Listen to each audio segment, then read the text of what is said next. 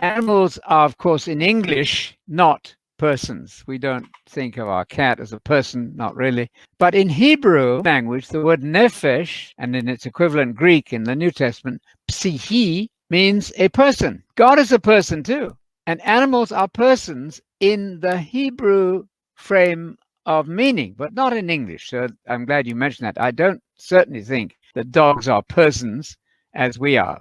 Human beings, human persons are distinct from fish and insects and so on. So within the Hebrew meaning, however, that word nephesh means the animals in Genesis, the living creatures, including man, who, when God breathed into him that energy of life, man became a living nephesh, soul, an animated being. That's true also of your cat and your dog, but not in the English language. There's a good parallel here. When people say, well, people worship Jesus, therefore Jesus must be God. There's a very elementary mistake going on there. Within the Hebrew and Greek Bible, worship does not tell you that the object of worship is God. The saints are going to be worshipped. Same word, proskuneo in Greek. So you have, in doing Bible study, absolutely mustn't forget that you're dealing with a different language than yours. If I come to America as a British person and say, I'm mad about my flat, I'll repeat that, I'm mad about my flat. American friends will hear, well, he's very angered or upset about changing a tire on the side of the road. I didn't say that. What I said was, I'm very excited about my new apartment. So language and words are tricky, and the devil is a master at what we call equivocation, making things doubtful, twisting the meanings of words. And there are even corruptions in the translations, which you can sort out. Words have meanings. You can check them in lexicons, and you can consult the experts in languages. And they won't be infallible, of course, but they will help you not to make some of these classic mistakes that sometimes people make. Yeah, if I could add, Anthony, the word soul is a bit tricky, like you said, because the Bible uses nephesh and psyche for every individual. I mean, God, humans, angels are individuals. So when we say, for example, we non-Trinitarians say God is one person, people often have a knee-jerk reaction, even our own non-Trinitarian people, because they say, whoa, hold on.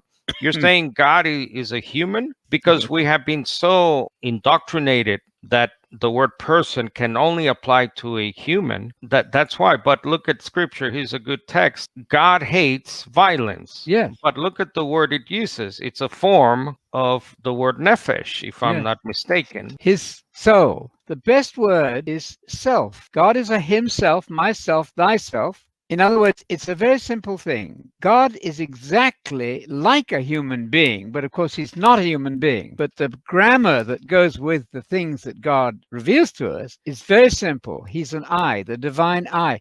You have 180 times in the Bible where God says, I am Yahweh. How many persons is that? One, not three. He doesn't say we are Yahweh. What has happened is a very simple but terribly confusing, because it's so long-standing, language muddle over the use of pronouns.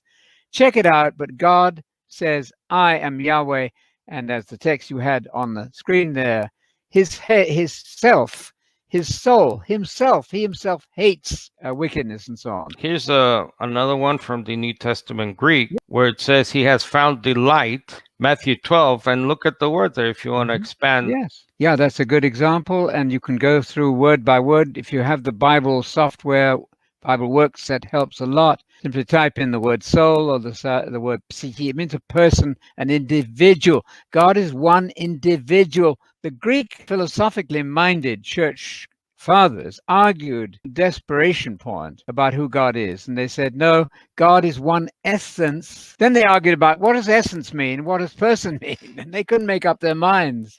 It's an extraordinary story of mangled, bungled history. And we human beings are, I might say, quite good at getting things wrong, even, may I say, churches. So ask gentle questions of your friends at church. Ask them to define Jesus' definition of God. Wouldn't that be a great idea? You want to sound like Jesus, then you're going to quote the Shema. That's the Hear, O Israel, in Mark 12:29. Jesus there, I just have to mention that, was asked about the greatest of all the commandments, the one you mustn't get wrong. Jesus replied, as a true Jew, and he's a Christian, Jesus is the model Christian. The Lord our God is one Lord. In the Greek, that means one Lord. One Lord. How many is one Lord? One person. Not two lords, not three. So as long as you realize that the tradition that the church may have given you is an advance, although I think from our angle, a disastrous progression that really wasn't progress at all. In the name of progress, they began to say, no, God is really three and one in three. That was a departure from the most basic Christian teaching there is in Mark 12:29.